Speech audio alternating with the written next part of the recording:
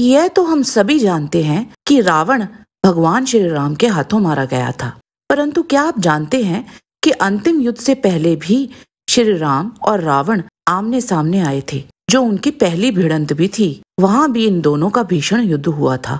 क्यों श्री राम उस समय रावण को नहीं मार पाए? क्या रहस्य था इसके पीछे? उस युद्ध में क्या रावण अधिक हावी हो गया था? इस रहस्य को जानने के लिए इस वीडियो को अंत तक अवश्य देखें। ओम गणपति चैनल में आपका स्वागत है। अगर आपको हमारे वीडियो पसंद आते हैं तो कृपया चैनल को सब्सक्राइब और वीडियो को लाइक अवश्य करें। इससे हमें और भी अच्छा कार्य करने की प्रेरणा मिलती है। वाल्मीकि रामायण के युद्ध कांड सर्ग 59 के अनुसार जब नील ने सेनापति प्रहस्त को मार डाला, तब राक्षस राज रावण की सेना युद्ध भूमि से भाग खड़ी हुई और राक्षसपति के पास जाकर नील द्वारा प्रहस्त के मारे जाने की सूचना दी। उनके वचन सुन रावण भी अत्यंत क्रुद्ध हुआ और बोला, हे राक्षसों, जिन शत्रुओं ने इंद्र का मान भंग करने वाले प्रहस्त को मार डाला, उन शत्रुओं को तुच्छ नहीं समझना चाहिए। आज मैं उस वानर सेना को तथा लक्ष्मण सहित श्री राम को दग्ध कर डालूंगा। मैं उन दोनों को मार डालूंगा। तदंतर रावण अपने रथ पर सवार हो अपनी सेना को लेकर युद्ध भूमि के लिए निकल पड़ा। राक्षसों की उस प्रचंड सेना को देख श्री राम ने विभीषण से पूछा, ये सेना किसकी है?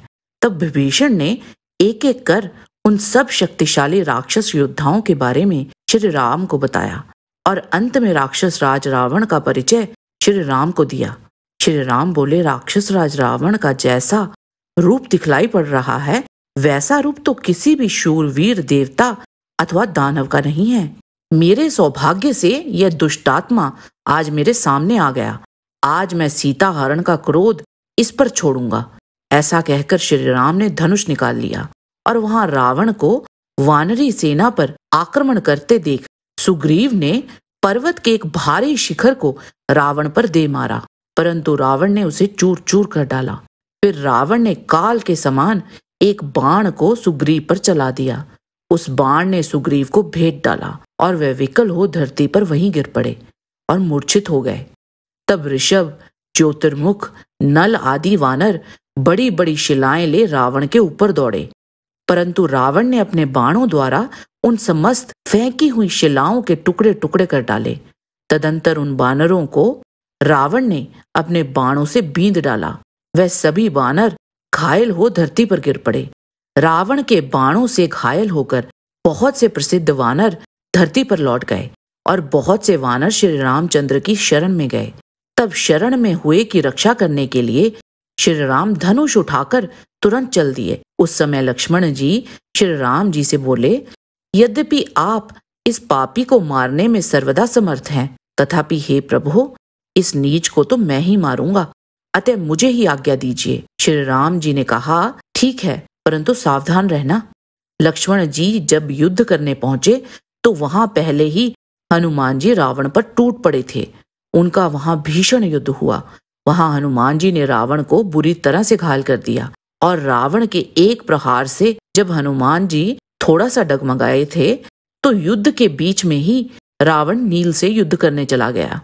अग्निपुत्र ने भी रावण को बड़ी भारी टक्कर दी थी, परंतु रावण ने एक बाण को अभिमंत्रित करके नील पर चला दिया। उस बाण का प्रहार नील सह नहीं पाए और मूर्छित हो गए। रावण ने नील को मूर्छित कर लक्ष्मण जी पर आक्रमण किया। दोनों ने एक दूसरे पर बहुत से प्रहार किए। रावण अपने अमोघ बाणों को व्यर्थ जाते देख तथा लक्ष्मण जी के पराक्रम को देखकर चकित हो गया। अंततः रावण ने लक्ष्मण जी पर ब्रह्मा जी की दी हुई शक्ति चला दी। वह शक्ति लक्ष्मण जी की छाती पर जा लगी और वह घायल होकर पृथ्वी पर गिर पड़े। लक्ष्मण जी को पृथ्वी पर गिरा हुआ देख रावण ने उनको उठाकर ले जाना चाहा, परंतु वह लक्ष्मण जी को हिला भी ना पाया। तभी हनुमान जी वहां आ गए और उन्होंने रावण की छाती पर एक मुष्टिका का प्रहार किया और उसे दूर गिरा दिया और लक्ष्मण जी को उठाकर श्री राम जी के पास ले आए। तब श्री राम ने रावण पर आक्रमण किया। श्री राम को रावण पर आक्रमण करते देख हनुमान जी ने कहा कि आप मेरी पीठ पर सवार होकर रावण का वध कीजिए।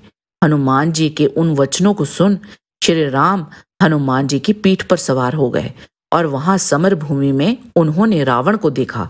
वहां श्री राम रावण से बोले, अरे राक्षस, तू इस प्रकार मेरा अप्रिय कार्य कर कैसे बच सकता है? तू किसी भी दिशा में चला जा, किसी की भी शरण ले ले, मुझसे तुझे कोई नहीं बचा सकता। लक्ष्मण को शक्ति मारकर जो तूने मुझे दुख दिया है, उसको शांत करने के लिए मैं तेरे तथा तेरे पुत्रों को मारने की प्रतिज्ञा करके आज समरभूमि में आया हूं। श्री राम जी के इन वचनों को सुन रावण क्रोधित हो गया और उसने पहले हनुमान जी को लक्ष्य करके कई बाण उन पर चलाए। स्वभाव से तेजस्वी हनुमान जी को उन बाणों का कोई प्रभाव न पड़ा। श्री राम ने हनुमान जी पर हुए प्रहार से क्रोधित होकर रावण के रथ के पहिए, ध्वजा, छत्र, वज्र, शूल, तलवार के टुकड़े टुकड़े कर डाले और उसके रथ के घोड़ों तथा सारथी को मार डाला। तदंतर श्री राम ने एक बाण रावण की छाती में मारा। जो रावण बड़े बड़े वज्रों के प्रहार से न डगमगाया था, वह श्री राम के बाण की चोट से अत्यंत पीड़ित हो विचलित हो गया और उसके हाथ से उसका धनुष भी गिर पड़ा।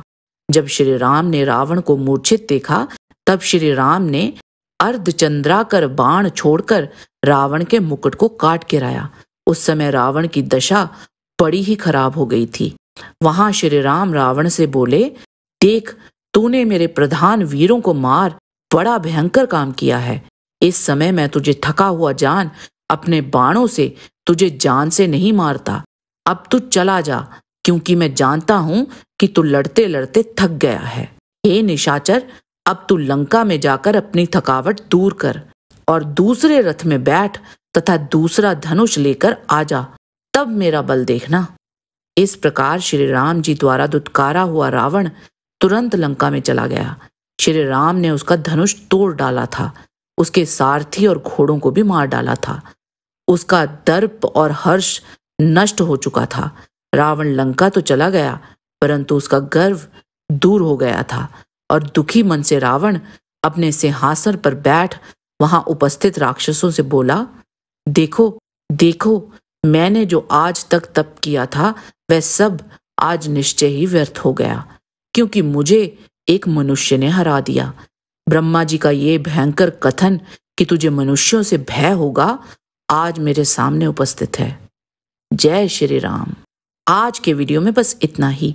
आशा करते हैं कि आपको हमारा ये वीडियो पसंद आया होगा। कृपया इसे लाइक और शेयर अवश्य करें। किसी भी प्रकार की त्रुटि के लिए आप सबसे क्षमा याचना करते हुए आपसे निवेदन है कि प्रेम पूर्वक परम पिता परमात्मा को मन में धारण करें और बोलें, वैदिक सनातन धर्म की सदा ही जय।